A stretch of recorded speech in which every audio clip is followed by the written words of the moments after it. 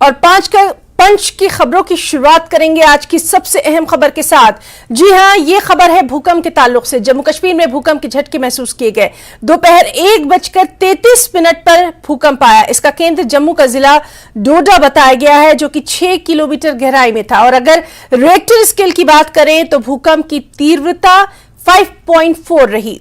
डोडा, जम्मू, उधमपुर, पुंछ, श्रीनगर समेत प्रदेश के कई जिलों में धरती की कंपन महसूस की गई। इसके साथ ही हिमाचल प्रदेश, पंजाब, हरियाणा, दिल्ली, एनसीआर, उत्तर प्रदेश के कुछ इलाके और चंडीगढ़ में भी लोगों को भूकंप के झटके महसूस किए गए। ऐसे में कई लोग घरों और अपने ऑफिस से बाहर निकल आए। भूकंप के चलते कई स्थानों पर इमारतों को नुकसान पहुंचा है।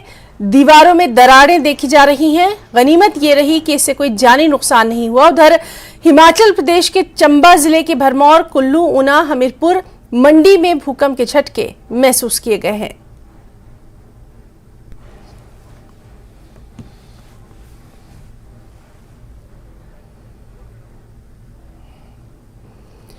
तो जम्मू कश्मीर में भूकंप के झटके महसूस किए गए हैं। दोपहर 1:33 पर भूकंप आया और इसका केंद्र जम्मू का जिला डोडा और उसके जो आसपास के इलाके हैं वो बताए जा रहे हैं, जिनमें भलेसा और उधमपुर, पुंछ, कई अहम इलाके यहां पर बताए जा रहे हैं।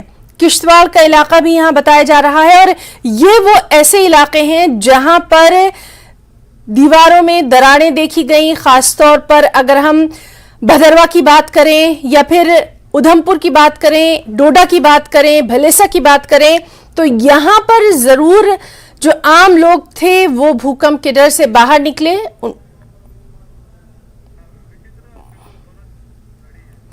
और चलिए सीधा रुख करेंगे। हमारे साथ मौजूद हैं हमारे दो साथी। हमारे साथ मौजूद हैं फिरदौस खांडे, जो कि भलेसा से हैं, जहां भूकंप का सबसे ज्यादा असर महसूस किया गया। और हमारे साथ विचित्र शर्मा भी मौजूद हैं हिमाचल से। पहले हम रुक करना चाहेंगे फिरदौस का। फिरदौस, हम आपसे पूरी तफसीलात चाहेंगे। कितने बजे एग्जैक्टली वहां पर ये जलजले के झटके महसूस किए गए थे? और खबरें ये आ रही हैं कि वहां मकानों में दरारें पड़ गई हैं, स्कूलों को भी नुकसान पहुंचा है। तफसील चाहेंगे।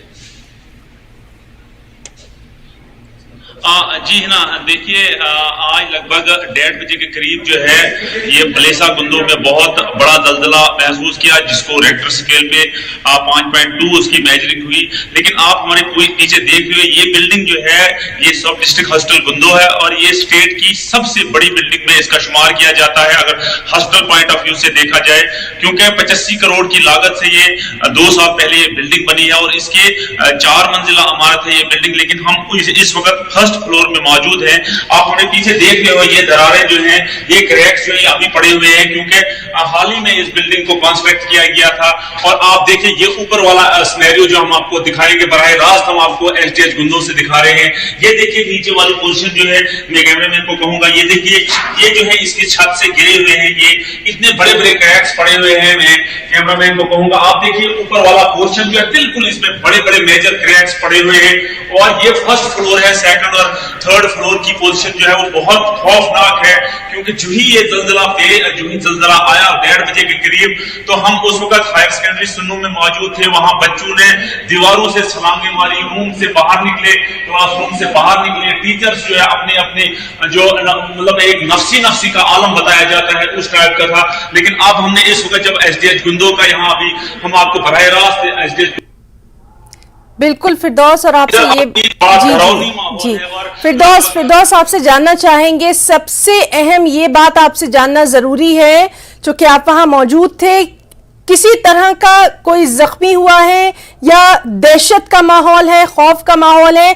किस तरह का एग्जैक्टली वहां पर मंजर नजर आया, क्योंकि स्कूली बच्चे वहां पर मौजूद थे? बिल्कुल है ना। देखिए लगभग अभी तक हमारे पास जो इनिशियल रिपोर्ट है, जब अभी हमारी डीसी डोडा से बात हुई, उनका कहना है कि 3 बजे जो है जो हाई स्कूल टांटा और दो स्कूल वहां हैं जिनमें ये बच्चे जो हैं ये जख्मी हुए हैं। 3 बच्चे जो हैं ये जख्मी हुए हैं, उनको जो है नियर बाई हॉस्पिटल में एडमिट किया गया है क्योंकि उन बच्चों की तशवीश वो जो उनको हेड इंजरीज आई हुई है लेकिन खतरे से बाहर है वो, क्योंकि वो जब शॉक आया उन्होंने भागने की कोशिश की, स्कूल से भागने की कोशिश की, बाहर रूम से भागने की कोशिश की, लेकिन तब तक वो जो है उनके सरों पे जो पत्थर वहां पड़े और जिससे वो जख्मी होगी। तो अभी हम आपको और तस्वीरें दिखा रहे हैं, ये देखिए यहाँ से बाद हम आपको और पोर्शन दिखाएंगे। यहाँ फिरदौस आपसे हम बातचीत जारी रखेंगे और आप देखिए कि वहां पर सिग्नल भी थोड़ा सा ठीक आ रहा है या नहीं। इस बीच हम हमारे दूसरे साथी विचित्र शर्मा का भी रुख करना चाहेंगे। विचित्र, अभी आपने सुना कि जम्मू कश्मीर में तो काफी दहशत देखी गई, हिमाचल का हाल खासतौर पर जहां पर आप मौजूद हैं और वहां के आसपास का हाल जरूर हम अपने दर्शकों तक पहुंचाना चाहेंगे।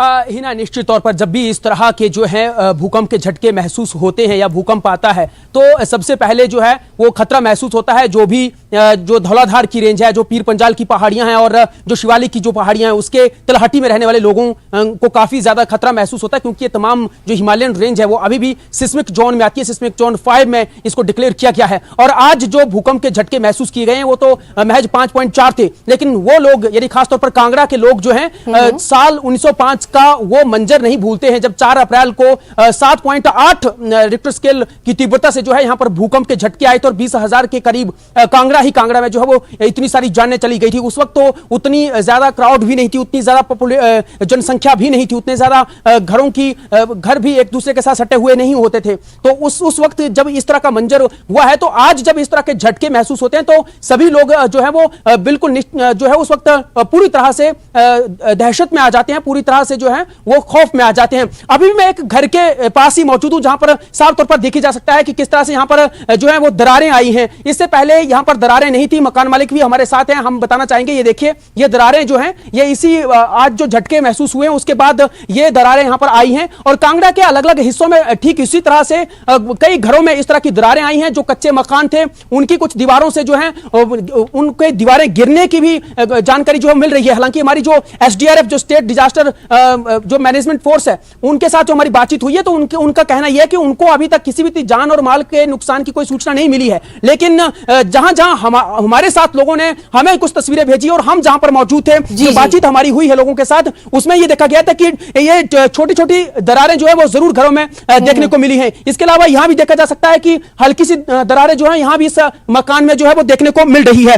और आज ये जो भूकंप के झटके हैं वो 1:33 और 42 सेकंड पर महसूस किए गए हैं। बाकायदा मौसम विभाग की ओर से, मौसम विज्ञान केंद्र की ओर से जो है इसकी डिक्लेरेशन की गई है। और हालांकि कहा गया है कि पैनिक होने की जरूरत नहीं है क्योंकि ये उतने उस स्तर का जो है भूकंप नहीं आया है। मेरे साथ यहां पर एक मकान मालिक भी मौजूद है, मैं उनसे बातचीत करना चाहूंगा। भाई साहब, क्या शुभ नाम है अपना? अमरनाथ जी। अमरनाथ जी, क्या कहना चाहेंगे? ये दरारें जो हैं जो यहां पर आई हैं और भी बाकी मकानों में आई हैं, क्या ये इस तरह की दरारें पहले भी थी या आज ही इस भूकंप के झटके के बाद आई हैं? नहीं, पहले नहीं थी। आज जब हमने गेट खोला, हमने चेक किया, 1:34 पर जब भूकंप आया उस वक्त हम खाना खा रहे थे। जी। मैं जब खाना खा रहा था तो मुझे हल्का सा ऐसा लगने लगा कि मुझे कुछ चक्कर सा आ रहा था। मैंने, मेरे साथ में मेरे परिवार भी बैठा था, खाना है वो भी देख रहे, तो वो सामने उन्होंने देखा एक पंखा जो था हमारा ना वो चला हुआ था, एक बंद था। जो बंद पंखा था वो हिल रहा था। उन्होंने बोला नहीं चक्कर, आपको चक्कर नहीं आ रहा है, ये भूकंप है। जब जैसे ही हमने फिर भूकंप का नाम सुना, बाहर की तरफ दौड़ा, तब भूकंप हो गया। तो तब टाइम 1:34 का मेरे अपने मोबाइल पे हमने जब देखा था ना, देखा सुना ये कि 3 मरतबा जो है ऐसा लगे ना, ऐसे 3 झटके लगे। 3 झटके महसूस, क्योंकि हम नीचे थे ना बैठे हुए, तब हमें पूरा पता चला कि क्या हो रहा है। मैंने सोचा मुझे चक्कर आ रहा होगा, तो ऐसा नहीं था, चक्कर नहीं था, वो अर्थक्वेक था। जब हम बाहर की तरफ भागने लगे तब तक वो हो चुका था। अच्छा, जब आप बाहर भागे तो आपके साथ और भी आस पड़ोस के लोग भी भाग रहे थे या सिर्फ आप ही? आपका नहीं, साथ में जो घर है वो भी निकले ना, फिर हमने जोर से सारे निकला। हाँ, मैं क्या हिलन हो रहा है, जल्दी बाहर निकलो। तब तक वो हो चुका था, जब तक हमने बाहर निकले। तो अमरनाथ जी, क्या कहना चाहेंगे जब इस तरह के झटके महसूस होते हैं तो क्या कुछ डर महसूस होता है? क्या कहना चाहेंगे आप लोग? हाँ, डर तो होता है कुछ ना। जब जो अर्थक्वेक होता है ना, मेरे हिसाब से अगर नीचे बैठ के मैंने पहली बार महसूस किया, जैसे करंट लगता है ना आदमी को, उस हिसाब से लगता है आदमी को, महसूस होता है कि मुझे कोई चक्कर या कुछ हो रहा है दिमाग में कुछ। इससे पहले भी कभी आपने इस तरह के झटके महसूस किए हैं कांगड़ा में खास तौर पर, या आप अपने घर पर बैठे हुए या कहीं आप थे? नहीं, मैंने ये पहली बार महसूस किया है। कई बार अर्थक्वेक हुआ, लेकिन कई बार सोए हुए होते हैं, कोई पता नहीं चलता है। लेकिन आज बैठे थे और खाना खा रहे थे तभी महसूस हुआ। बिल्कुल बिल्कुल विचित्र। और गनीमत ये रही कि कोई नुकसान नहीं हुआ है, हालांकि खौफ तो देखा ही जा रहा है। और इसी तरह की तस्वीरें जो है लगातार कई जगहों से आ रही हैं, उन पर भी नजर बनी रहेगी। विचित्र आपके पास फिर लौटेंगे। हमारे साथ फिरदौस मौजूद हैं, जो कि ये वो इलाका है जो कि सबसे ज्यादा मुतासिर हुआ है। फिरदौस, आपसे जानना चाहेंगे कौन कौन से वो इलाके हैं जो कि जल्जले से सबसे ज्यादा मुतासिर बताए जा रहे हैं, और खास तौर पर लोगों का रिएक्शन जरूर आपसे जानना चाहेंगे। अभी वहां पर क्या कुछ सूरत हाल है? देखिए ना, मैं आपको बताऊं कि अभी हमने गूगल जो चेक किया, उसमें जो है एपिसेंटर गुंदोही बताया गया है। और यहाँ के हालात अगर देखा जाए तो लोगों में खौफ तारी है। अभी अभी जो है छोटा सा झटका अभी हमें फिर महसूस यहाँ हुआ, लेकिन लोग जो हैं, अभी बहुत सारे लोग जो हैं खुले आसमान तले बैठे हुए हैं। और अब रात का इंतजार है, क्योंकि रात अब मैक्सिमम लोग जो हैं रात अपनी बाहर ही गुजारेंगे। क्योंकि मैं ना आपको बताऊं कि बहुत सारे कम मकान ऐसे हैं जिनमें दरारें नहीं हैं। हजारों की तादाद में मकानों को डैमेज हुआ है। गवर्नमेंट इंस्टीट्यूशन जो हैं वो क्रैक्स पड़े हैं, लोग जख्मी हुए हैं। जब जो हमें रिपोर्ट्स आ रही है, हम अपने नाजरीन तक बता रहे हैं, क्योंकि लोगों में बहुत खौफ है। क्योंकि 2014 वाला जलजला जो है, इसकी इंटेंसिटी बताया जाता है इससे भी ज्यादा थी, क्योंकि ऐसा लग रहा था कि हम जो है इस जमीन में धंस रहे हैं। उस किस्म का माहौल है यहाँ। अभी जो है हमारे यहाँ हॉस्टल में भी बहुत सारे लोगों को शॉक हुआ है, उनको एडमिट किया गया है, यहाँ उनका ट्रीटमेंट प्रॉपर तरीके से हो रहा है। फिरदौस, एक बार फिर से समझना चाहेंगे, यानी जल्जले के बाद कुछ लोगों को जो है वो इतना खौफ महसूस हुआ कि उन्हें अस्पताल में एडमिट कराना पड़ा?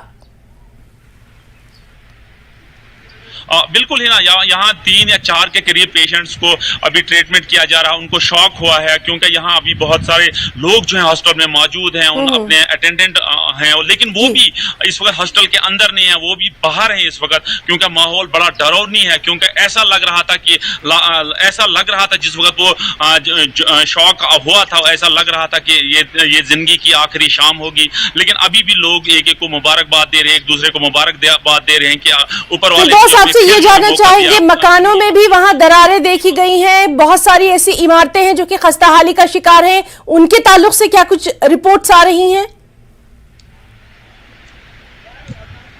बिल्कुल ही ना, कम मकान नहीं है। मैक्सिमम मकान जो है, मैं आपको बताऊं 80 या 90 के करीब जो है % के करीब मकानों में दरारें पड़ी हैं। लेकिन ऊपर वाले का करम यह है कि जख्मी लोग नहीं है। लोग जो ही शॉक हुआ, लोग बाहर, कुछ लोगों ने, बहुत सारे लोग जख्मी इस तरह हुए हैं कि उन्होंने छलांगे मारी हैं, वो कमरों से बाहर आ गए हैं। जबकि जब डिजास्टर मैनेजमेंट जब इस चीज की ट्रेनिंग देती है कि भागना नहीं है, इसमें दीवार के साथ ही चिपक जाना है, लेकिन लोग जो है आज इतने फ्रस्ट्रेट हुए, इतने जो है उतनी फ्रस्ट्रेशन थी कि वो उन्होंने छलांगे मार के जो अपनी जानें बचाई। बहुत सारे लोग जो हैं बिल्कुल फिरदौस, तो इससे ये बात तो समझ में आ रही है कि और इस तरह की जो मुहिम है वो चलानी चाहिए। हम विचित्र का रुख करना चाहेंगे। विचित्र, अभी हमारे साथी फिरदौस बता रहे थे कि लोगों को अवेयर करने की जरूरत है, खासतौर पर जब इस तरह की कोई भी कुदरती आफत आती है, जो इस तरह का डिजास्टर होता है, उस डायरेक्शन में लोगों को अवेयर करने की जरूरत है। कांगड़ा की अगर हम बात करें, चूंकि आप वहां पर मौजूद हैं, आपको भी ये लगता है कि आम लोगों को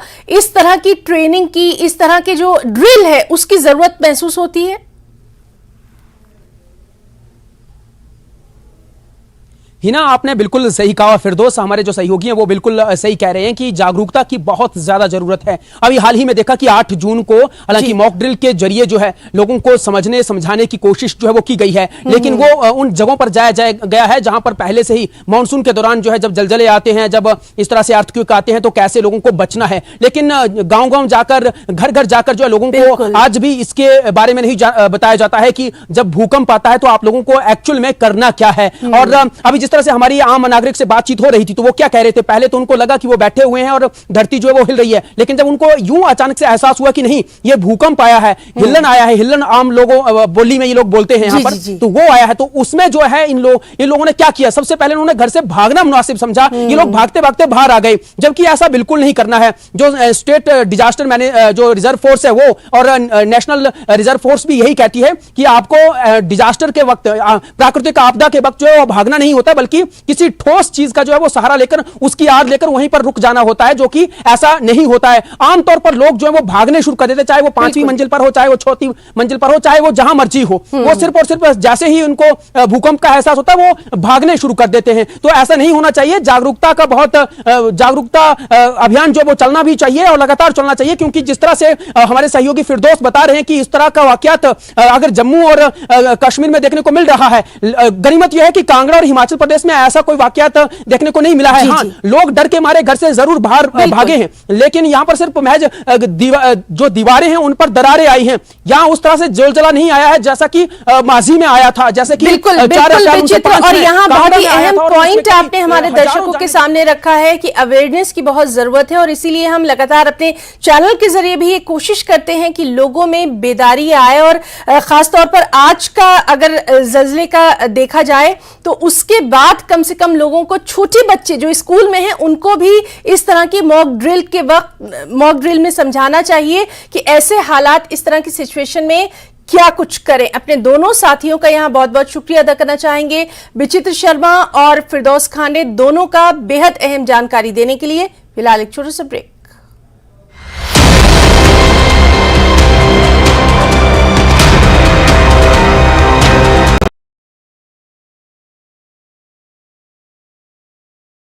कठुआ में पानी की पाइपलाइन से एक मरा हुआ सांप निकला, लोगों में आक्रोश, लोग गंदा पानी पीने को विवश।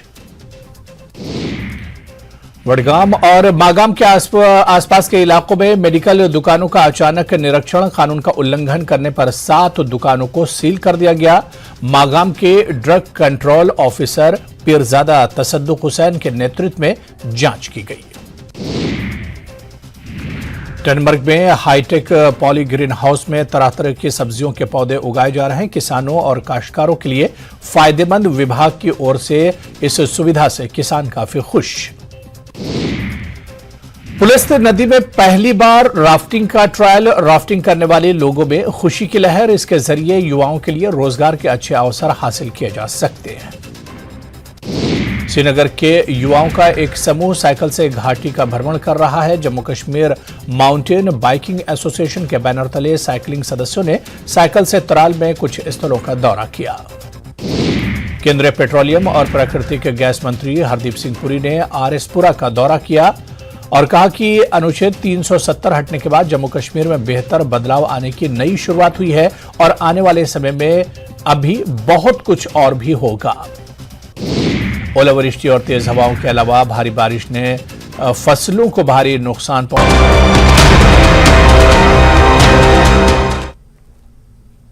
और 5 का पंच में अब बात करेंगे साइक्लोन बिपरजॉय की, जो कि तबाही मचाते हुए बेहद तेजी से आगे बढ़ रहा है। तूफान बिपरजॉय ने गुजरात के तट से टकराने से पहले ही खतरनाक रूप धारण कर लिया है।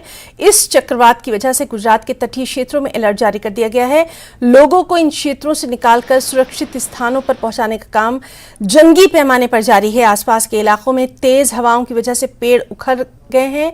मौसम विभाग के मुताबिक बिपरजॉय 15 जून को सौराष्ट्र और कच्छ से टकराएगा। गुजरात में ही इसका सबसे ज्यादा असर होने की आशंका है और इसको लेकर केंद्रीय गृह मंत्री अमित शाह तमाम तर तैयारियों की समीक्षा बैठक कर रहे हैं। अध्यक्षता उन्होंने इस बैठक की है और इस बैठक में गुजरात के सीएम भूपेंद्र पटेल और राज्य के 8 संभावित प्रभावित जिलों के सांसद वर्चुअली शामिल हुए। आपको बताएं कि पीएम नरेंद्र मोदी ने भी इन तमाम चीजों को लेकर एक अहम बैठक जो है वो लगातार की थी। वहां के हालात पर नजर बनी हुई है।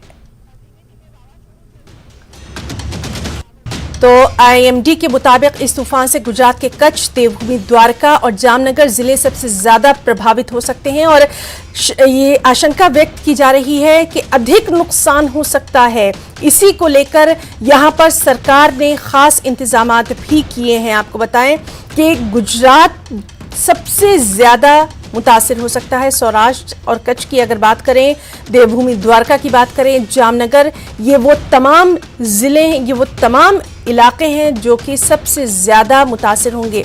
कल भी हमने देखा था कि किस तरह से महाराष्ट्र के मुंबई में मरीन ड्राइव में हाई टाइड्स थी, इसी तरह से गुजरात में भी हाई टाइड्स देखी गई थी।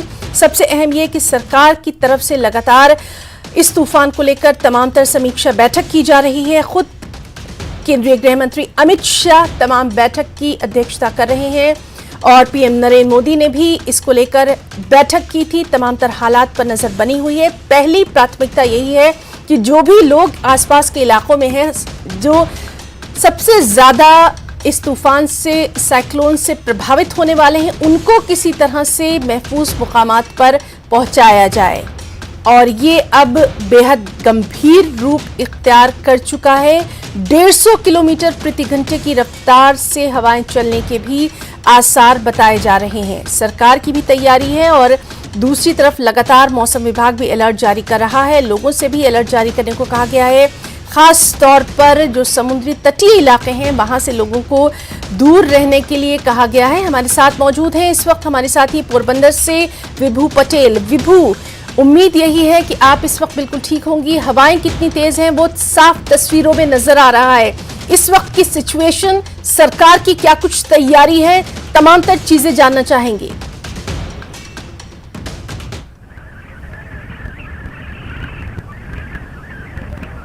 हिना में अभी पोरबंदर में इलाके में हूँ जहाँ कोस्टल एरिया है। मैं आपकी ये सिचुएशन बता रही हूँ। बिपरजॉय जो तूफान है वो तूफान गुजरात की ओर आ रहा है। तो यहाँ क्या सिचुएशन है मैं बताती हूँ।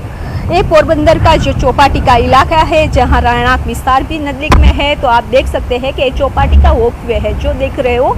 वॉकवे में जो समुद्र का पानी है वो आ गया है और आप देख सकते हैं कि कितनी लहरें तेजी से चल रही है। ऊंची ऊंची लहरें है वो चल रही है। जब गुजरात से नज़दीक आएगा तो और भी तूफान देखने को मिलेगा। जो यहाँ कोस्टल एरिया है वहाँ ऑरेंज अलर्ट दे दिया है। इसका मतलब है कि टेक टू एक्शन। तो प्रशासन ने भी यहाँ काम करना शुरू कर दिया है। जैसे कि कोस्टल एरिया में जो इलाका है जहाँ से ट्रांसफ़र करने की ज़रूरत होगी वो लोगों को ट्रांसफ़र कर दिया जाए। सुरक्षित जगह पे रखने के लिए व्यवस्था की गई है। आज जो पोरबंदर में मैं जहाँ पे हूँ वहाँ केंद्रीय मंत्री दर्शना जरदोश यहाँ पहुँची थी और जायजा लिया है और पूरा इलाके में क्या चल रहा है वो उसने पूरी चर्चा जो डीएम के साथ की है। उसमें बताया है कि जो इलाका है पोरबंदर में भी तेजी से हवा चलने वाली है, लहरें ही तेज चलने वाली है, पानी है वो समुद्र से बाहर निकल रहा है। तो ये पानी जिसके घर में जाएगा उन लोगों को भी ट्रांसफ़र करने के इसके दूसरी जगह पे, सेफ जगह पे ले जाएगा। तो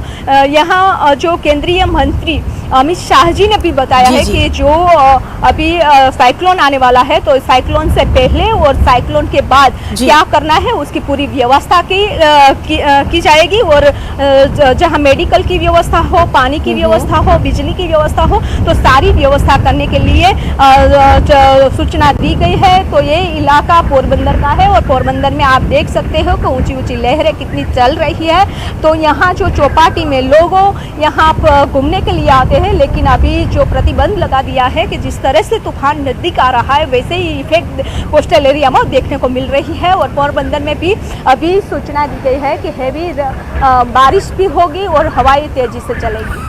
बिल्कुल विभू, और ये तस्वीरें लाइव हम अपने दर्शकों को दिखा रहे हैं। हमारे साथी पोरबंदर से लगातार मौजूद हैं। और विभू, जिस तरह से खबरें आ रही हैं कि इस 15 जून तक इसका इसी तरह से असर जो है वो लगातार देखा जाएगा, आपसे ये भी हम समझने की कोशिश करेंगे। कच्छ है, द्वारका है और इस तरह के जो इलाके हैं वहां पर इसकी तबाही सबसे ज्यादा उसकी पेशेनगोई की गई है, भविष्यवाणी की गई है। वहां पर किस तरह से प्रबंध नजर आ रहे हैं, खास तौर पर आम लोगों को लेकर किस तरह से उन्हें सुरक्षित स्थानों पर पहुंचाया गया है?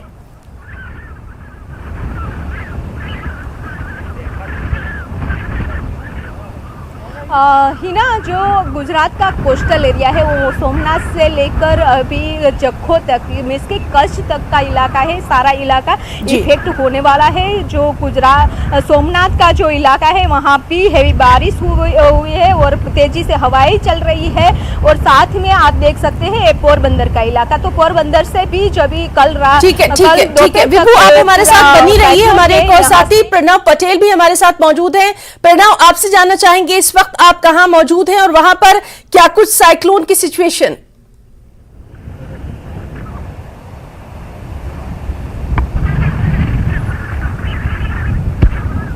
खड़ा हूं और द्वारका से मैं अपने दर्शकों को लाइव विजुअल दिखाऊंगा कि द्वारका में किस तरह का मौसम है, क्योंकि सुबह से यहां पर लगातार बारिश है, वो चल रही है, बंद होने का नाम नहीं ले रही है। साथ में ही जिस तरह से साइक्लोन नज़दीक आ रहा है उसकी असर जो कोस्टल एरिया है गुजरात के वहां पर दिख रही है। मैं आपके अपने कैमरामैन को, सहयोगी को कहूँगा कि वो आपको विजुअल दिखाए, क्योंकि टॉप एंगल से मैं आपको विजुअल दिखा रहा हूँ, क्योंकि हम एक होटल की टेरेस पर आके खड़े हैं और हम अपने दर्शकों को दिखा पाए कि किस तरह से जो समुद्र है उनकी लहरें है वो बढ़ रही है और वो नजदीक आ रही है। और जो कह सकता हूं कि साइक्लोन कह रहा है कि मैं आपके पास नजदीक आ गया हूं गुजरात के पास। इसलिए ये द्वारका का जो समुद्र है वो हर हमें कहा जाता है कि ये बहुत शांत है, लेकिन कई लास्ट 2 दिन से इसमें जो हिलचलन है जो समुद्र की वो यहाँ पर बढ़ रही है। यहाँ पर तूफान का जिस तरह से माहौल दिख रहा है, आप अंदाजा लगा सकते हैं कि किस तरह का माहौल यहाँ पर दिख रहा है। पूरा जो एरिया है यहाँ पर कोर्डन किया गया है, पब्लिक को यहाँ पर रिस्ट्रिक्ट किया गया है, कोई पब्लिक यहाँ पर आ नहीं जा सकती, क्योंकि ये द्वारका बिल्कुल अपने दोनों साथियों का बहुत बहुत यहाँ पर शुक्रिया अदा करना चाहेंगे। विभू पटेल आपका भी और प्रणव आपका भी, और आप दोनों अपना वहां पर बहुत ख्याल रखिए। तो हमारे साथ गुजरात की क्या कुछ सिचुएशन है ये बता रहे थे हमारे दोनों साथी, इस पर लगातार नजर बनी हुई है। और 5 का पंच में एक और अहम खबर जम्मू कश्मीर से, जहां कुपवाड़ा से लगी नियंत्रण रेखा के पास भारतीय सेना और पुलिस के साझा ऑपरेशन में 2 आतंकियों को मार गिराया गया। कश्मीर जोन पुलिस ने ट्वीट करके ये जानकारी दी। पुलिस के अनुसार कुपवाड़ा जिले के डोबनार मशल इलाके में पड़ने वाली नियंत्रण रेखा के पास अभियान में आतंकी मारे गए। पुलिस के अनुसार तलाशी अभियान जारी है। मारे गए आतंकियों की पहचान नहीं हो सकी। आशंका व्यक्त की जा रही है कि हो सकता है आतंकियों ने हाल ही में घुसपैठ की हो।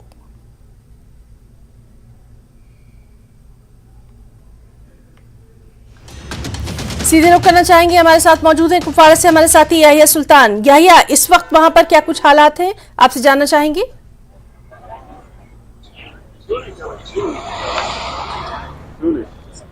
जी हिना, मैं आपको बताता चलूं कि आज सवेरे ही जो है फौज और पुलिस ने एक मुश्तरका कार्रवाई में मत्सल सेक्टर यानी लाइन ऑफ कंट्रोल के नजदीक दरअंदाजी की एक बड़ी कोशिश को नाकाम बना दिया और जिसमें 2 मिलिटेंट अभी तक मारे गए हैं। तफसीलात के मुताबिक मिलिटेंटों का एक ग्रुप जो है वो इस पार आने की कोशिश कर रहा था, तब सरहद पर अलर्ट फौज ने उन्हें ललकारा और उन्होंने फौज पे फायरिंग की। जवाबी कार्रवाई में 2 मिलिटेंट मारे गए और उनकी डेड बॉडीज जो है वो रिकवर की गई। उनके कब्जे से भारी मिकदार में असला बारूद भी जब्त किया गया। लेकिन जो फौजी तर्जुमान का कहना है कि वहां पर एक ग्रुप जो है जो इस पार आने की कोशिश कर रहा है। फौज को शुबा है कि अभी भी कुछ मिलिटेंट इलाके में मौजूद हैं। फौज और पुलिस ने पूरे इलाके को मुहासरे में लेकर बड़े पैमाने पर छुपे बैठे मिलिटेंटों की तलाश शुरू की है। फौज की मजीद टुकड़ियां जो है वो इलाके में रवाना की गई है। और हिना, मैं आपको ये भी बताता चलूं कि इससे पहले भी इसी सेक्टर में 2 मिलिटेंट 1 महीने कबल मारे गए थे, जिनके कब्जे से भारी मिकदार में जो असला बारूद और पाकिस्तान की करेंसी वगैरह जो है बरामद की गई थी। यानी कि जो ही बर्फ पिघलनी शुरू हो जाती है तो मिलिटेंट इस पार आने का रुख करते हैं। लेकिन जो सरहद पर अलर्ट फौज है वो उन मंसूबों को नाकाम बनाने की कोशिश कर रहे हैं। लेकिन इस वक्त जो सूरत हाल है वहां पर वक्त पे से फायरिंग का तबादला जारी है। लेकिन फौज की मजीद टुकड़ियां इलाके में रवाना और पूरे इलाके को फौज और पुलिस ने मुहासरे में लेकर बड़े पैमाने पर जो तलाशी कार्रवाई भी जारी है। जी ना, जी बिल्कुल याहिया, और आपका बहुत बहुत यहाँ पर शुक्रिया अदा करना चाहेंगे तमाम तर जानकारी के लिए। 5 का पंच पे आज के लिए फिलहाल इतना ही, इजाजत दीजिए, नमस्कार।